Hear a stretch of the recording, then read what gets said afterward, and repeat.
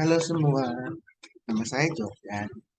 Saya berumur 25 tahun. Saya asal dari Surabaya dengan background akuntansi bisnis di Petra Christian University. Saya sekarang bekerja di bidang monitoring dan evaluation yang bekerja sama dengan data. Oleh karena itu, saya di kelas dalam ilmu saya. Oke, cukup untuk perkenalan ini. Saya ingin menjelaskan mengenai dataset yang saya gunakan dan objektif tidak. Dataset yang saya gunakan merupakan dataset yang diambil dari website Kementerian Kesehatan. Bisa dilihat ini merupakan data saya atau link dari source data saya. Dan studi ini sebenarnya bertujuan untuk memberikan pandangan kepada Kementerian Kesehatan Republik Indonesia mengenai cukup atau tidaknya jumlah fasilitas kesehatan pada setiap provinsi di Indonesia dengan mempertimbangkan jumlah penduduk di provinsi tersebut. Dengan kata lain, studi ini ingin melihat persebaran dari fasilitas kesehatan apakah sudah merata atau bukan. Sebagai backgroundnya, sebagai backgroundnya uh, dan introductionnya sebenarnya itu adalah bisa dibaca di sebelah sini, yakni fasilitas kesehatan ini memegang peran penting dalam mendeteksi dan menangani pasien yang terpapar virus COVID-19 di Indonesia, terutama fasilitas kesehatan yang telah terindikasi dengan berbagai penyakit. Dalam prosesnya, fasilitas kesehatan akan melakukan pemeriksaan yang berupa PCR atau antigen jika diketahui bahwa pasien tersebut telah terpapar virus COVID-19 atau sudah terdeteksi bahwa dia adalah pasien positif COVID-19. Fasilitas kesehatan tersebut akan memproses data pasien aplikasi Peduli Lindungi. Aplikasi ini akan menampilkan indikator berwarna hitam sebagai tanda bahwa pasien tersebut telah terdeteksi positif COVID-19 kurang dari 10 hari.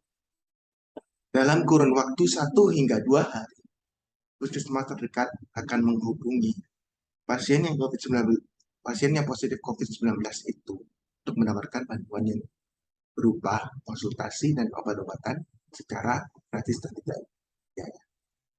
Nah, ini sebenarnya merupakan pengalaman saya pribadi yang baru-baru ini terkena virus COVID-19 dan memang pelayanan dari puskesmas terdekat itu sudah lumayan bagus. Karena saya mendapatkan konsultasi dan obat-obatan secara gratis.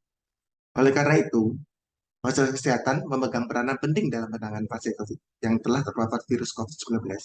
Karena kalau misalnya dia tidak terdeteksi terpapar virus COVID-19 atau pasien tersebut uh, hanya tahu kalau dia positif dari swab antigen yang rapid test itu, maka dia tidak akan mendapatkan penanganan dan atau konsultasi yang gratis dari pemerintah.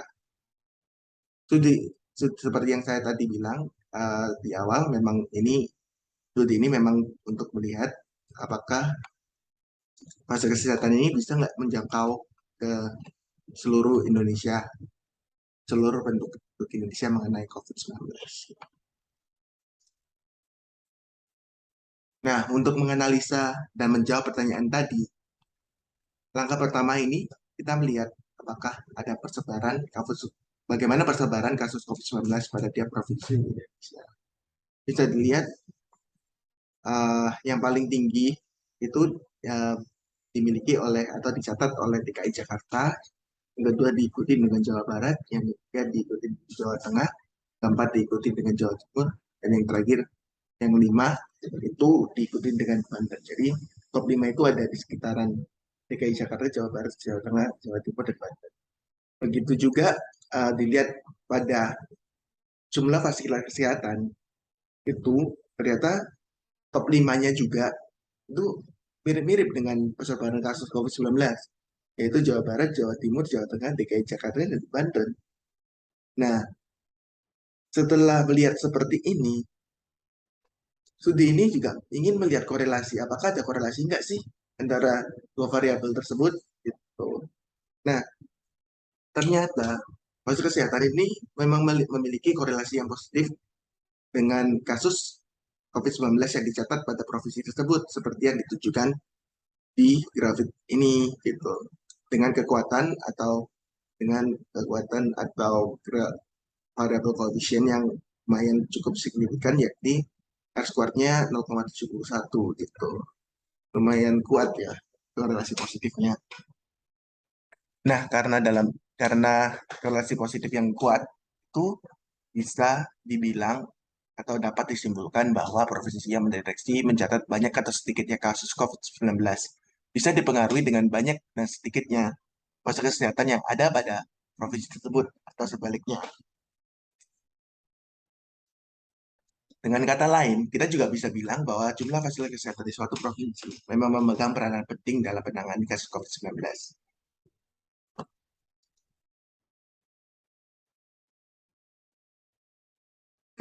Kenapa tadi? Karena kenapa kalau memegang peranan penting, kalau misalnya kita menafsirkan bahwa provinsi yang mendeteksi dan mencatat banyak sedikitnya kasus COVID-19 bisa dipengaruhi dengan banyak dan sedikitnya fasilitas kesehatan yang ada pada provinsi tersebut. Berarti kalau misalnya ada sedikit fasilitas kesehatan, maka di provinsi tersebut, maka orang yang terdeteksi COVID-19 dan mendapatkan bantuan gratis dari pemerintah itu juga berkurang gitu. Maksudnya karena tidak pemerintah tidak tahu siapa yang terkena COVID-19 karena mereka hanya tahu dari aplikasi Peduli Lindungi ini. Gitu. Lalu, seperti yang saya bilang tadi, sebenarnya kan ini kita mau membandingkan kan ya, seperti kayak uji proporsi mengenai jumlah fasilitas kesehatan yang ada di provinsi tertentu atau di seluruh provinsi di Indonesia dengan jumlah penduduk di setiap provinsi di Indonesia gitu.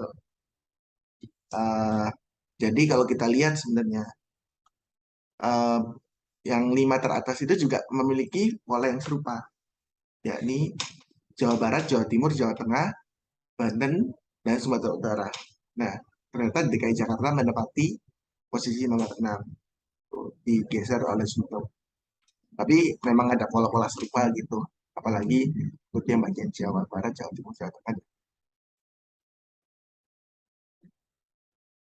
Nah, maka dari itu kita sekarang ingin melihat persebaran dari fasilitas kesehatan itu apakah sudah merata atau belum dengan cara uji proporsi tadi dibandingin dengan jumlah penduduk. Makanya dari itu judulnya adalah jumlah penduduk dibagi jumlah fasilitas kesehatannya di Indonesia. Ternyata persebaran fasilitas kesehatan itu masih belum merata kalau bisa dibilang kalau dari uji proporsi itu belum.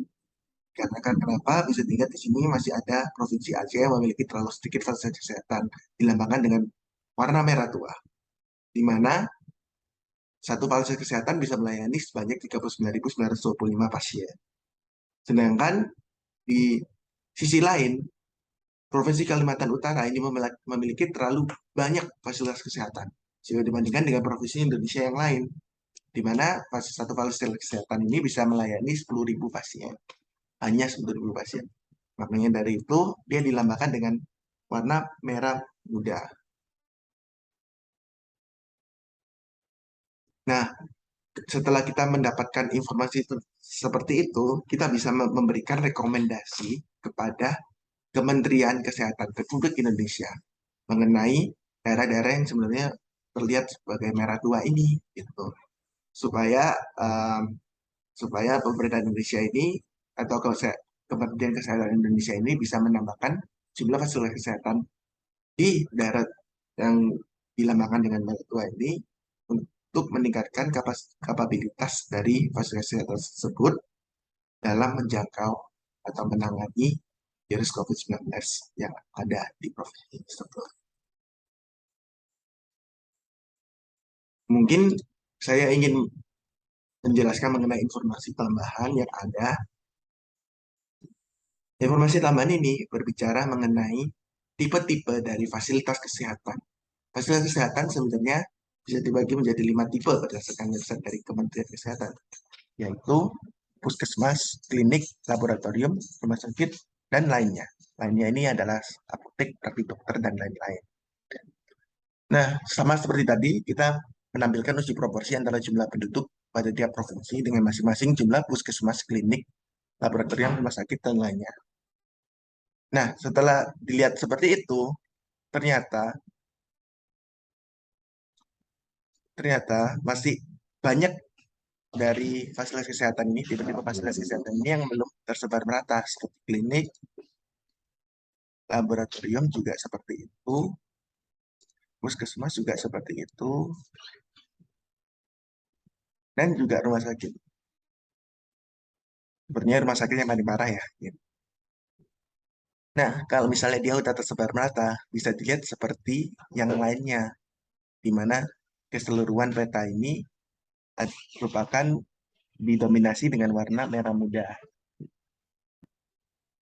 Nah, tujuan visualisasi ini sebenarnya bisa memberikan rekomendasi kepada perusahaan atau pengusaha mengenai peluang untuk menjalankan bisnis dalam bidang fasilitas kesehatan di provinsi tersebut yang diletakkan dengan para merah tua. Mungkin seperti kayak di rumah sakit ini, itu di Papua nih, ternyata masih ada peluang untuk menjalankan rumah sakit di sini gitu ya. Namun kalau misalnya kita mau melihat apakah persebaran fasilitas kesehatan ini sebenarnya memang udah merata atau belum, itu sebenarnya kita harusnya ngelihatnya secara keseluruhan, tidak bisa lihat secara per tipe gitu. Cuma ini kayak ini visualisasi ini cuma menunjukkan kalau memang masih sedikitnya apa masih sedikitnya eh, tipe-tipe dari fasilitas kesehatan yang ada di provinsi tersebut itu sebenarnya, dan bisa juga dimasuki sama pengusaha. Oke, sekian dari saya dan terima kasih.